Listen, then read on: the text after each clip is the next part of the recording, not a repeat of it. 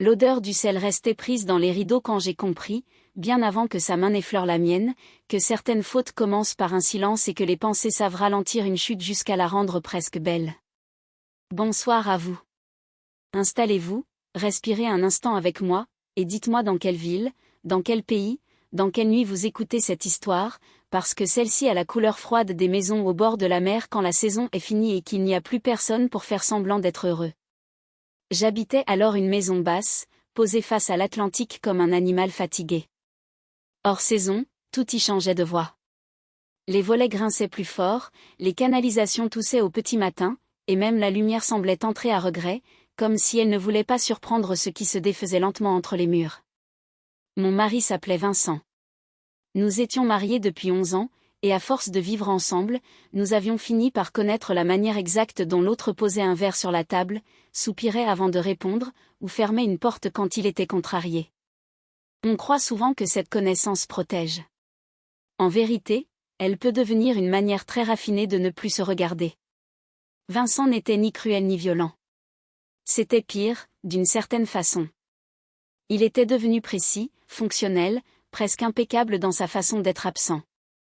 Il réparait une marche, réglait une facture, vérifiait la toiture, rangeait les outils par taille, mais il passait devant moi comme on passe devant un meuble qu'on possède depuis longtemps, un meuble utile, solide, dont on ne remarque plus la présence. Le soir, nous dînions dans la cuisine qui sentait le café froid, le pain grillé trop tard et l'humidité ancienne du plâtre. La lampe au-dessus de la table diffusait une clarté jaune qui donnait à nos visages un air de photo vieillie. Il me demandait parfois si j'avais appelé l'assurance ou répondu au mail du notaire. Je disais oui, ou non.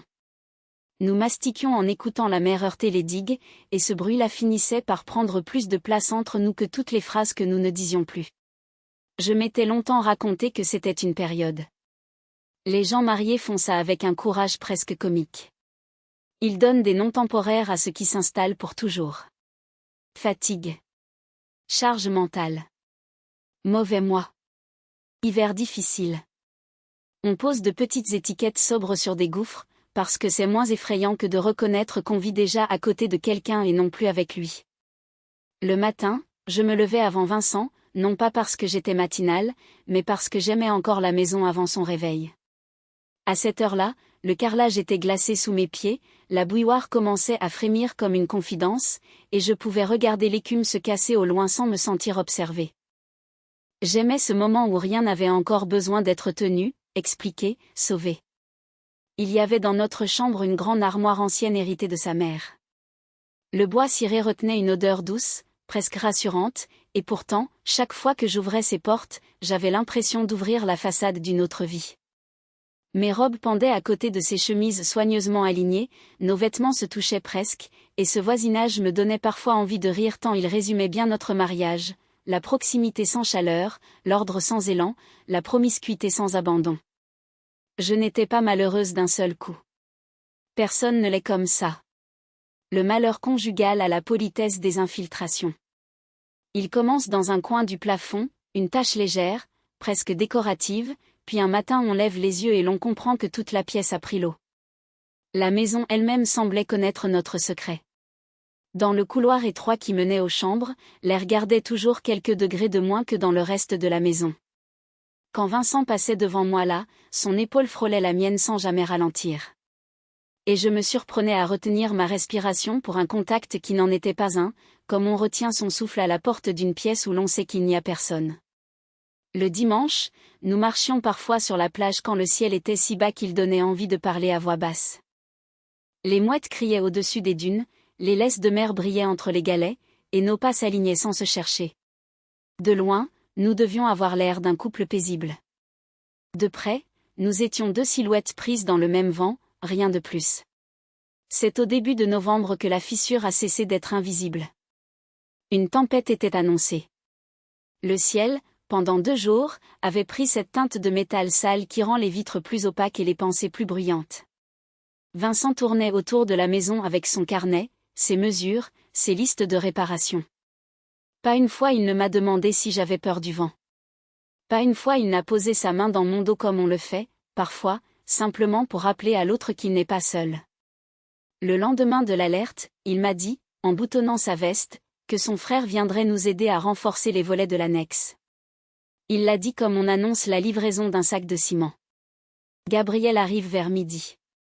Il sait faire. Puis il est sorti. La porte a claqué, et j'ai regardé la trace mouillée de ses chaussures s'effacer sur le sol de l'entrée pendant que la maison recommençait à respirer autrement. Je connaissais Gabriel depuis des années. C'était le frère aîné de Vincent, de 4 ans plus vieux, un homme dont la présence avait toujours eu quelque chose de discret et de presque gênant, comme certaines musiques qu'on n'écoute jamais devant tout le monde parce qu'elles nous touchent trop. Il restaurait des bateaux anciens dans un chantier naval à quelques kilomètres de là. Il parlait peu. Mais lorsqu'il écoutait, on avait la sensation très rare d'être entendu jusqu'au bout. Vers midi, la pluie a commencé. Pas une pluie nette et droite, non. Une pluie oblique, nerveuse, qui griffait les vitres et s'infiltrait dans les joints en faisant gonfler le bois. Je me suis surprise à ranger la cuisine avec un soin excessif. J'alignais les tasses, repliais un torchon déjà plié, essuyais un plan de travail propre. C'était ridicule, mais j'avais besoin d'occuper mes mains parce qu'au fond de moi quelque chose s'était déjà redressé. Quand Gabriel a frappé, le son s'est perdu dans une rafale. J'ai mis quelques secondes à traverser l'entrée. Juste quelques secondes. Pourtant je me souviens encore de tout ce qui a rempli ces secondes-là, le froid du laiton sous mes doigts, l'odeur humide de mon pull, le battement très calme de l'horloge du salon, et cette pensée absurde que si j'ouvrais, il faudrait ensuite vivre avec ce qui entrerait en même temps que lui. J'ai tiré la porte. Il se tenait sur le seuil avec un manteau sombre perlé de pluie, les cheveux collés aux tempes, une caisse à outils à la main. L'air extérieur a envahi le couloir avec une odeur de varech, de laine mouillée et de bois marin. Il m'a regardé sans sourire d'abord, comme pour vérifier dans quel état il me trouvait, puis il a dit simplement « Tu as froid ». Ce n'était rien. 3 mots. Mais dans une maison où l'on ne me demandait plus rien d'essentiel, ces 3 mots ont fait plus de bruit qu'un aveu. J'ai répondu non, bien sûr. J'ai répondu comme répondent les gens qui ont trop attendu qu'on remarque quelque chose en eux. Et pendant qu'il posait sa caisse sur le carrelage, j'ai senti une chaleur brève, presque honteuse, me remonter du ventre jusqu'à la gorge. Vincent n'est rentré qu'1 heure plus tard. Entre-temps, Gabriel avait retiré ses gants, retroussé ses manches, inspecté les huisseries et fait le tour de l'annexe avec une concentration silencieuse. Je le suivais parfois du regard depuis la cuisine. Il avançait sans brusquerie, avec cette manière d'habiter son corps qui me troublait davantage que la beauté elle-même. Un homme capable de ralentir dans un monde qui cogne trop vite, c'est un danger particulier. À table, ce soir-là, ils ont parlé du vent, des charnières à changer, des tuiles déplacées sur le toit du cabanon. Moi, je servais la soupe. Le bouillon fumait doucement, les cuillères heurtaient la faïence, et j'entendais Gabriel me remercier pour le pain comme si ce simple merci me rendait visible à nouveau. Vincent, lui, ne remarquait rien. Ou peut-être qu'il remarquait tout et qu'il croyait, avec l'arrogance tranquille de certains maris, qu'une femme délaissée attendra toujours au même endroit. Les jours suivants, la tempête a ralenti les travaux et Gabriel est revenu. Puis il est revenu encore. Chaque visite avait un prétexte solide. Un volet qui tenait mal. Une infiltration au-dessus de la chambre d'amis. Le portail emporté par un coup de vent. Rien qui se raconte en frissonnant. Rien que du concret. Et pourtant l'air changeait dès qu'il entrait. Je me méfiais de moi-même. C'est important de le dire. Je n'étais pas une héroïne romantique fabriquée pour se donner raison. J'étais une femme mariée, lasse, trop lucide pour confondre la faim et l'amour, mais pas assez forte pour ignorer le soulagement physique que provoque parfois une présence juste. Quand il me parlait, je ne me sentais pas désirée d'abord. Je me sentais recueillie. Et cette nuance-là peut faire basculer une vie. Un après-midi, pendant que Vincent était parti chercher des matériaux, nous avons bu du café dans la véranda. La pluie tapait sur la verrière avec une patience presque sadique. La buée montait des tasses, traçant entre nous un voile fragile. Gabriel m'a demandé si j'aimais encore vivre ici. La question était simple. Elle m'a pourtant laissé le cœur ouvert comme une fenêtre mal fermée. Je n'ai pas répondu tout de suite. Avant de parler, j'ai regardé la condensation glisser lentement sur le verre, j'ai senti le dossier froid de la chaise contre mes omoplates, et j'ai revu, sans l'avoir choisie, la femme que j'étais en arrivant dans cette maison, vive, fière, bruyante parfois, persuadée que l'amour supporte très bien l'air marin et les années. Puis j'ai entendu ma propre voix dire, « Je crois que j'y habite plus que j'y vis. » Il n'a pas eu ce réflexe lâche de me contredire pour me calmer. Il n'a pas dit « Mais non, tu exagères. » Il a baissé les yeux vers sa tasse, a tourné la cuillère une fois, une seule, et a répondu qu'une maison peut tenir debout très longtemps après que ses fondations ont commencé à souffrir. C'était une phrase d'homme de chantier, de frère de mon mari, de restaurateur de coques anciennes. Et pourtant, j'y ai entendu autre chose. Une permission. Ou peut-être un miroir. Après cela, j'ai commencé à l'éviter. Je sortais quand il arrivait. Je prétendais une course au village, un appel à passer, du linge à monter. La vérité, c'est que sa présence rendait le reste insupportablement net. À côté de quelqu'un qui vous regarde vraiment, l'indifférence habituelle devient presque obscène. Mais l'évitement a sa propre cruauté, parce qu'il ne chasse rien. Il densifiait tout. Je pensais à lui en secouant les draps, en coupant des oignons, en fermant la salle de bain. Je pensais à la fatigue dans sa voix, à ses mains tachées de vernis marin, à ce silence sans gêne qui s'installait parfois entre nous. Je pensais surtout à la honte calme que j'éprouvais, celle qu'on ressent non pas quand on a franchi une limite, mais quand on sait précisément où elle se trouve. Les gens aiment croire qu'une histoire interdite naît dans un éclair. C'est faux. Elle naît dans des détails si modestes qu'on pourrait les jeter avec les épluchures. Un verre d'eau qu'on pose devant vous sans qu'on l'ait demandé. Une écharpe qu'on ramasse sur le dossier d'une chaise. Une phrase retenue. Une autre qui arrive trop tard. Et soudain, tout votre corps reconnaît dans ces riens une langue qu'il croyait oublier.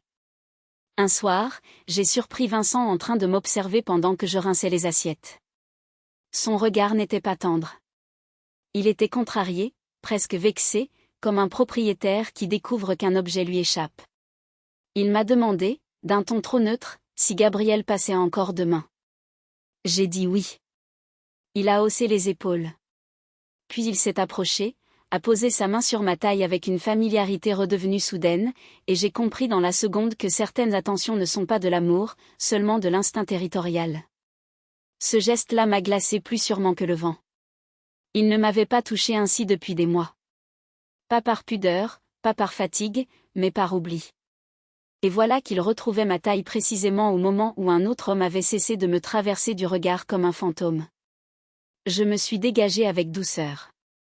Il a souri d'un air fermé. Le mal était fait. Les jours ont pris une densité étrange. Gabriel continuait les réparations. Vincent devenait alternativement affable et cassant. Moi, je vivais dans un état de vigilance qui me fatiguait jusqu'aux os.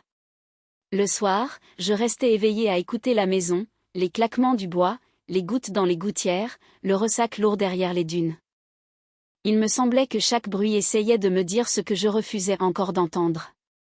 Un matin, en enfilant mon manteau dans l'entrée, j'ai trouvé Gabriel accroupi devant la marche du perron, occupé à refixer une latte.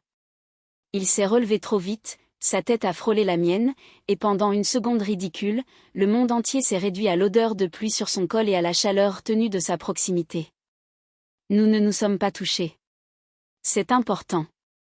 Souvent, ce sont les gestes qui n'ont pas lieu qui marquent le plus profondément la mémoire. Il a murmuré pardon. J'ai secoué la tête.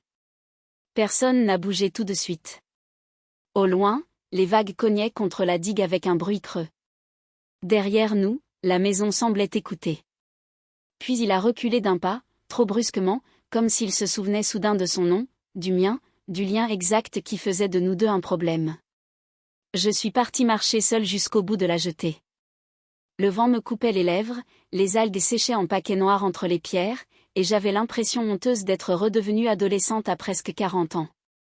C'est là que m'est venue cette pensée que beaucoup détesteront, mais que je n'arrive toujours pas à juger entièrement fausse. On condamne facilement celui qui trébuche au bord de l'interdit, mais on parle beaucoup moins de celui qui pousse, jour après jour, le couple jusque-là et l'y abandonne.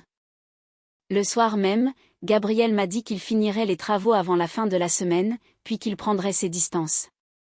Il l'a dit debout près de l'évier, sans me regarder vraiment.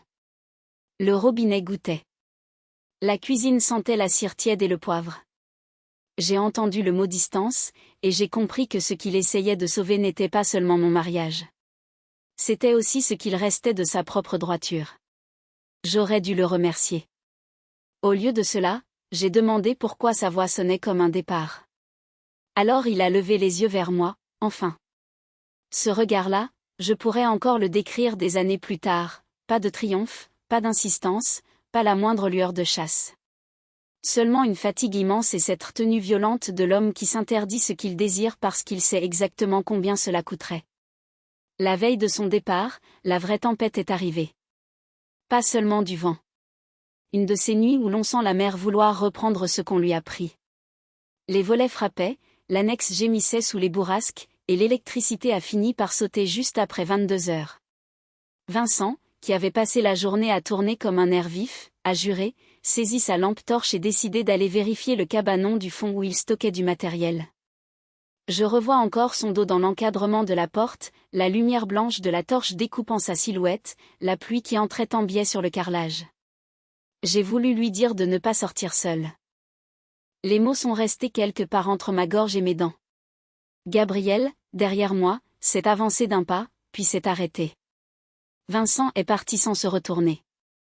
La maison a changé de nature dès qu'il a disparu dans le noir. Le vent semblait plus proche, presque dans les pièces. Nous avons allumé des bougies. Une flamme, puis une autre. Chaque geste prenait une ampleur démesurée. Poser une allumette consumée dans une soucoupe. Déplacer une chaise.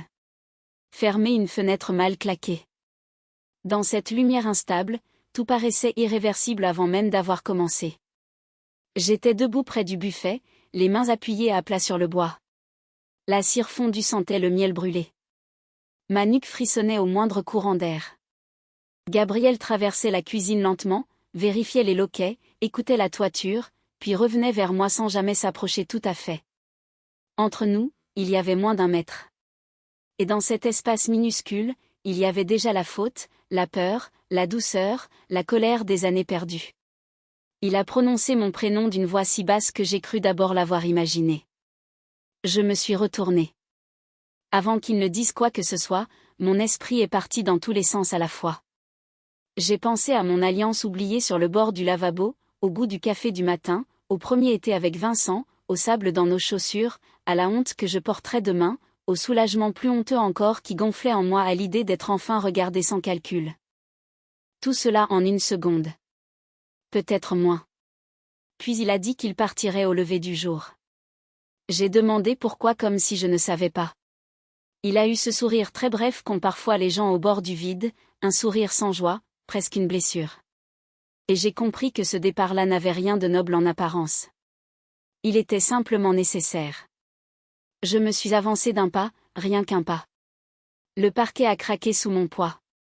Avant que ce pas existe, il y a eu pourtant une éternité en moi, l'odeur des draps froids, les hivers à attendre un mot, les repas avalés devant un homme absent, le son de la mer l'hiver, cette manière qu'avait Gabriel de me tendre un objet comme s'il me rendait une part de moi-même. Puis mon corps a fait ce qu'il avait décidé en silence depuis des semaines. Lorsqu'il m'a touchée, ce n'était pas une prise, ni une conquête. C'était presque une question posée au creux du bras, si légère qu'elle aurait pu être retirée avant d'exister. Je l'ai regardée une dernière fois comme on regarde une porte qu'on sait ne pas pouvoir franchir sans y laisser un nom. Ensuite, la maison a gémi, une fenêtre a claqué à l'étage, la bougie la plus proche a vacillé, et nous avons quitté la cuisine ensemble sans un mot de plus. Je ne dirai rien de la pièce qui a suivi, sinon qu'elle sentait le bois ancien et la pluie retenue dans les rideaux, que nos souffles y semblaient plus bruyants que l'orage, et qu'à un moment précis j'ai su, avec une netteté terrifiante, qu'on peut désirer être tenu non pour brûler, mais pour cesser enfin de tomber. Au matin, la tempête s'était éloignée. La maison gardait partout des traces de la nuit, sable dans l'entrée, torchons humides, bougies courtes, branches arrachées au fond du jardin. La lumière grise du petit jour ne pardonnait rien. Ni la fatigue sur les visages. Ni la vérité. Gabriel préparait du café quand je suis entrée dans la cuisine. Il avait l'air plus âgé, non pas de plusieurs années, mais d'une seule nuit. Nous avons échangé très peu de mots. C'est souvent après les bascules que le silence redevient une langue exacte.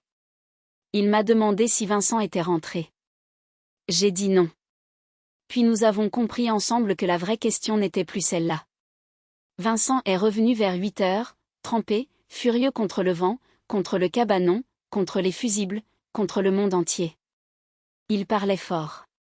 Ses bottes laissaient de grandes marques sombres sur le sol. Je l'ai regardé s'agiter dans l'entrée. Pour la première fois depuis des années, je n'ai rien ressenti qui ressemble au devoir. Ni peur de le perdre. Ni besoin de réparer. Juste une immense fatigue enfin devenue claire. Je lui ai demandé de s'asseoir. Gabriel a pris sa veste et est sorti sans théâtralité, avec la dignité des hommes qui savent quand leur présence compliquerait encore la scène. La porte s'est refermée derrière lui. Il restait dans la maison l'odeur du café, du linge humide, et quelque chose d'autre que Vincent a immédiatement perçu sans pouvoir le nommer. Je ne lui ai pas offert de mensonges propres. Je ne lui ai pas donné ce luxe-là. Je lui ai dit que notre mariage était terminé bien avant cette nuit, que nous l'avions laissé mourir à force de prudence, d'orgueil et d'évitement, et que ce qui s'était passé n'en était pas la cause mais le révélateur brutal. Il a blêmi. Puis il a ri d'un rire sec, presque insulté qu'une femme qu'il croyait acquise ait osé devenir opaque. La dispute a été moins spectaculaire que ce qu'on imagine. Il n'y a pas eu de vaisselle brisée, pas de grands mots de théâtre. Juste cette violence particulière des gens qui découvrent trop tard qu'ils ont pris la fidélité de l'autre pour un paysage naturel. Il m'a demandé si c'était son frère. Je n'ai pas répondu tout de suite. Et mon silence lui a suffi. Les semaines suivantes ont eu la couleur des marées basses. Tout apparaissait. Les papiers, les appels, les silences de la famille, la honte, les colères tardives, les regards qui s'évitent au village. Gabriel est parti travailler ailleurs pendant un temps. Vincent et moi avons entamé la séparation avec une froideur presque administrative. Et pourtant, sous cette froideur, je sentais encore trembler quelque chose de plus vaste, la fin d'une identité entière. Je n'ai pas quitté mon mari pour courir immédiatement dans les bras d'un autre. C'est une version paresseuse des histoires, celle qu'on raconte pour se donner bonne conscience. J'ai loué un petit appartement au-dessus d'une pharmacie, près du port. Les murs y sentaient la peinture récente et le chauffage électrique. Les premières nuits, je dormais mal, mais pour la première fois depuis longtemps, le vide autour de moi ne ressemblait pas à une punition. J'ai appris à faire des gestes simples sans témoin. Boire un thé brûlant à la fenêtre. Laisser un pull sur une chaise. Manger du pain avec du beurre salé debout dans la cuisine. Entendre les mouettes avant l'aube. Parfois, je pensais à Gabriel avec une douceur qui me faisait mal. D'autres fois, je pensais à Vincent et je me demandais à quel moment exact un couple cesse d'être un refuge pour devenir une pièce mal ventilée dont personne n'ose ouvrir la fenêtre. Des mois ont passé. Le printemps revenait mal, comme toujours au bord de l'océan, avec sa lumière hésitante et son vent encore froid. J'ai revu Gabriel un matin sur le quai, devant un bateau de pêche repeint de frais. Il avait les mains dans les poches, le visage plus calme, et dans ses yeux il n'y avait ni impatience ni revendication. Seulement cette question laissée en suspens entre nous depuis la nuit de la tempête. Nous avons marché un moment le long de l'eau, sans nous presser. Les cordages tapaient doucement contre les mâts. L'odeur du gazole se mélangeait au large et au café des terrasses qui rouvraient. Il m'a dit qu'il ne me demanderait rien que je ne puisse choisir librement. J'ai hoché la tête. À cet instant, j'ai compris que ce qui me liait peut-être à lui n'était pas seulement le souvenir du vertige. C'était la façon dont, au milieu du désordre, il avait encore laissé une place à ma volonté. Je ne sais pas si toutes les histoires d'amour naissent proprement. Je sais seulement que certaines vérités arrivent sales, trempées, hors saison, et qu'on passe ensuite des mois à tenter de distinguer en elles la part de faute et la part de survie. Il y a des gens qui ne pardonneront jamais ce que j'ai fait. Je le comprends. Mais je sais aussi qu'on peut respecter les apparences avec une discipline exemplaire et trahir, malgré tout, chaque jour un peu plus profondément. Aujourd'hui, quand le vent force sur les vitres, je repense encore à cette maison, à la cuisine éclairée à la bougie, aux phrases trop longtemps retenues, à l'instant où une vie ancienne a cessé de me contenir. Et je me demande souvent si le véritable scandale n'était pas cette nuit-là, mais toutes celles qui l'avaient précédée, toutes celles où je m'étais couchée auprès d'un homme qui ne me faisait plus de place dans son regard.